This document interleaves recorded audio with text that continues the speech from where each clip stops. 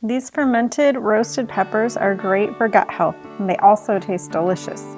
Roasting the peppers before fermentation adds a whole new depth of flavor.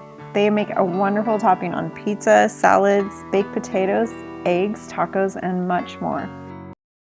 I've been clearing out my garden and harvesting the last bits of produce before the first frost hits us. I was surprised to discover that my bell pepper plants were still producing. I was able to harvest a decent amount of peppers, definitely more than we can eat fresh before they start to go bad.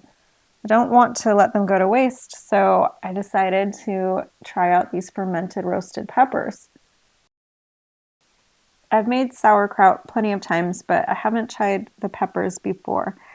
But I do know that I love roasted peppers from the store that you can buy in a jar. So I thought these would be even better because they have beneficial bacteria for our guts. You'll need about 12 large bell peppers for this recipe. If you use red peppers, those will be the sweetest, but you can also use green, orange, or yellow. The goal is to use up what you have if possible. I added 2 tablespoons of olive oil to each glass pan. With 12 bell peppers, you'll use about 3 9x13 pans. And after you add the oil, you want to wash and quarter and de-seed your bell peppers. You'll place those into the pans to roast. You want to make sure that they're in a single layer so that they can roast evenly, because you will also be flipping them halfway through the cooking time so that they can roast on both sides. If you haven't grown any bell peppers in your garden this year, you don't have a garden, you can definitely pick these up at the farmer's market or even at the grocery store. They all are a lot less expensive in the summer when there are plenty of bell peppers. So you should be able to get them for a good price, and they'll be at their freshest, which is great because then when you ferment them, you're preserving all those great vitamins and antioxidants for the fall and winter.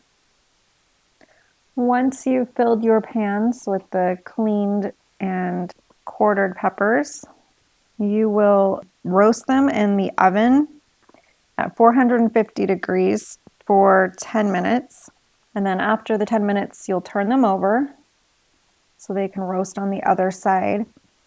And then you'll put them back in the oven for another 10 minutes or until the skins start to turn brown and begin to bubble. That's just helping the skins to start to get a little bit soft so that they'll also be easier to peel off of the bell peppers.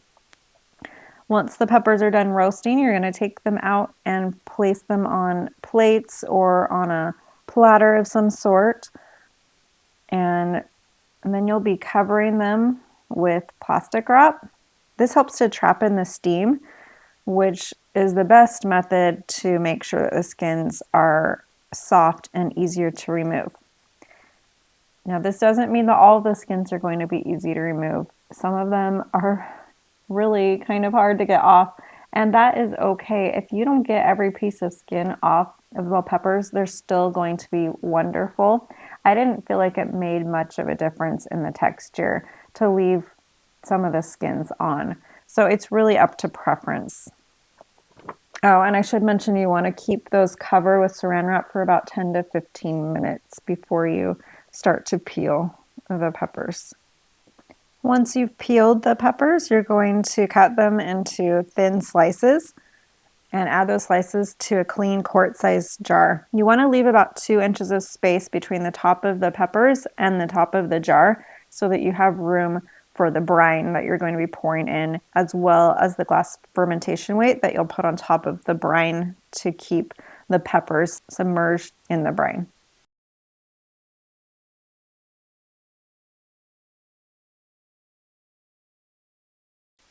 You want to pack in the peppers as much as you can.